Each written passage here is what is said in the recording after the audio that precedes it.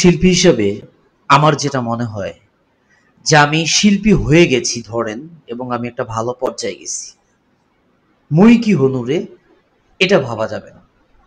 একজন শিল্পীর নৈতিকতাটা আমার কাছে মনে হয়, আমি যেমন স্ট্রাগল করে কষ্ট করে, আমি অস্বীকার করছি না, যারা শিল্পী হয়েছেন অবশ্যই স্ট্রাগল করে কষ্ট করে আপনি একটা জায়গায় আসছেন। তো ভাই, রাজনীতিবিদ রাজনীতিবিদরে টানে, ব্যবসায়ী ব্যবসায়ীকে টানে, ইত্যাদি অনেক লোকজনকে টানে। তো আপনি কষ্ট করে হলেও একটা পর্যায়ে এসে একটা শিল্পী হয়ে এই চেয়ারটাতে বসেছেন, I want to say that. তো আপনি আপনার নৈতিকতা থেকে আপনি শিল্পী শিল্পী হয়ে কাজ করবেন না ভাই? এটা কেমন ধরনের আপনি মানে চিন্তা ভাবনা? আপনি ভাবেন যে এই চেয়ারটাতে অন্য কাউকে বসানো যাবে না, আমি আমার জায়গাটা তাকে দিব না, সুযোগ দিব না। আপনি কাউকে একটা প্ল্যাটফর্ম দিচ্ছেন না, আপনি তাকে একটা সুযোগ দিচ্ছেন না। কেউ একটা টেলিভিশনে নাম্বার চাচ্ছে, আপনি তাকেও দিচ্ছেন না। আপনি নিজেকে শিল্পী মনে করেন, হলো না তো। শিল্পী হয়ে শিল্পীদের নিয়ে কাজ করবেন, এটাই তো জীবন, এটাই তো হওয়া উচিত। একজন আপনি শিল্পী হয়ে গেছেন, এখন শিল্পীকে নিয়ে আপনার কোনো চিন্তা চেতনা নেই। কোনো শিল্পী কষ্ট পেল সেটা নিয়ে আপনার চিন্তা চেতনা নেই। শিল্পী সংস্কৃতি বিলুপ্তির পথে সেটা নিয়ে আপনার চিন্তা চেতনা নেই। শিল্পী সংস্কৃতি ধ্বংস হয়ে যাচ্ছে, শিল্পীদের গায়ে হাত তোলা হচ্ছে, শিল্পীদের গানের আসর বন্ধ করে দিচ্ছে। আপনি লেভেলের একটা মানুষ, আপনাকে লক্ষ লক্ষ মানুষ ফলো করে, আপনি একটা কমেন্ট, একটা পোস্ট করারও প্রয়োজন মনে করেন না। আপনি মনে করতেছেন আপনি তো ভালো আছেন, না হলো না।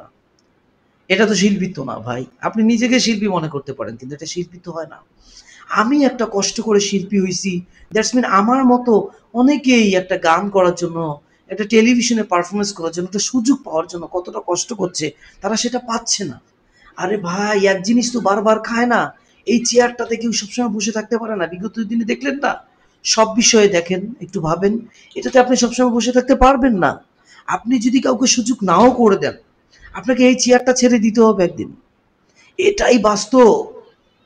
কিন্তু আপনি যদি একটা ভালো কাজ করেন, যেমন আপনি একটা ভালো পর্যায়ে চলে গেছেন, আপনার অনেক টেলিভিশনে গান করেন, অনেক লাইন কাট আছে, অনেক মিডিয়াতে লাইন কাট আছে, আপনার প্রতিবেশী, আপনার এলাকার কোনো ছেলে মেয়েকে আপনি যদি একটাও প্ল্যাটফর্ম করে দেন, নে রে আমি 10টা চ্যানেলে গান গাইছি, এই যে অমুক প্রডিউসারের সাথে যোগাযোগ কর, তার সাথে যোগাযোগ করলে তুই একটা সুযোগ পেতে পারিস। সে একটা জায়গায় চলে গেল, সে কিন্তু একদিন আপনাকে বলবে যে অমুক কিন্তু আমাকে, অমুক শিল্পী আমাকে একটা প্ল্যাটফর্ম করে দিছে। সেই সময়টা হয়তোবা আপনি ভালো পর্যায়ে যেতে পারবেন না।